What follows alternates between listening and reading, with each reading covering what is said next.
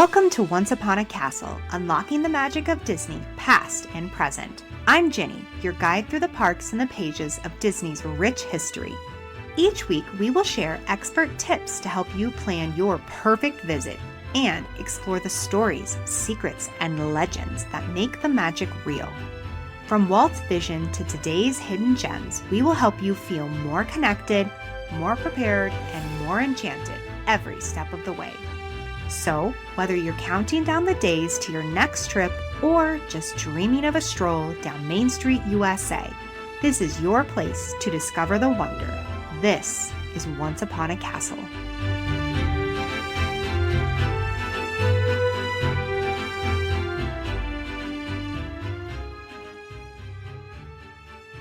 Hello, my friends. I am here today to give you the sincerest of apologies. In our last episode, we made a delicious journey through the dining experiences and history of Adventureland there in Disneyland.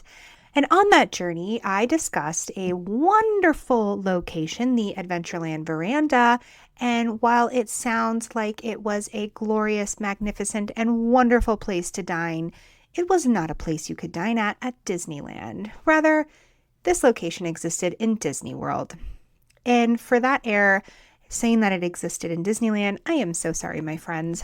Now, there was a place, it seems, in Adventureland and Disneyland that was called something to the extent of the Adventureland Veranda, but it was really more of just a seated area that was covered. Definitely not a dining location by any stretch of the imagination.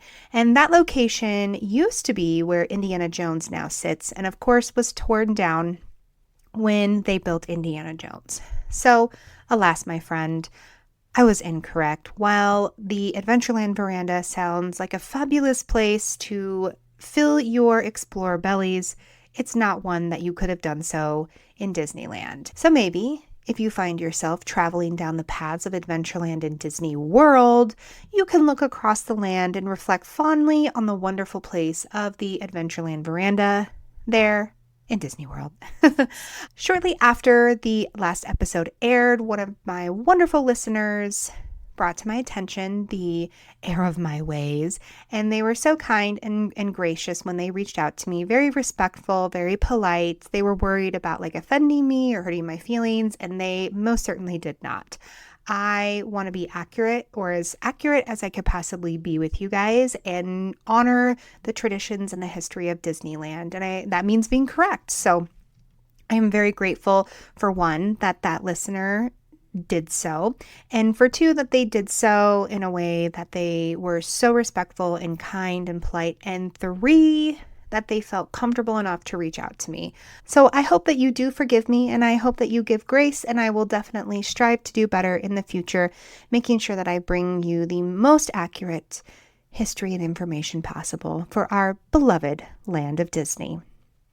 Now, on a quick different note, this just in, breaking news. I have booked today a solo trip to Disneyland for my birthday in February. The crowd goes wild. I am so excited to say that I will be back on the streets of Disneyland the beginning of February, and I will be in the parks February 7th enjoying a solo day, my first ever solo day, to celebrate my birthday. So if you, listener, happen to be in the parks or in that area at that time, I would love to meet you guys. So reach out.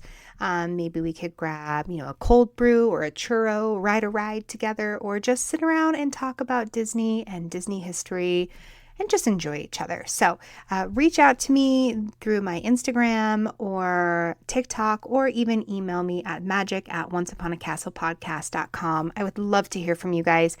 And of course, you know what that means. When I get back, I'm going to do a trip report. And I think I might actually do some of that trip report. I might do some recording in the parks. Kind of throw back to our very first episode when Kristen and I got to do our interview in the parks. I think I'm going to do that. At least part of the show, I'll go ahead and record there in the parks, take you guys along with me. So that's just exciting. Booked that today, and I was just excited to get on and tell you guys. All right, this is short and sweet. Again, my sincerest apologies, and I can't wait to share the rest of Adventureland with you tomorrow, Friday, January 16th, when my interview with the skipper Freddie Martin airs. So come back. You don't want to miss that. And I look forward to sharing my trip report after the first part of February.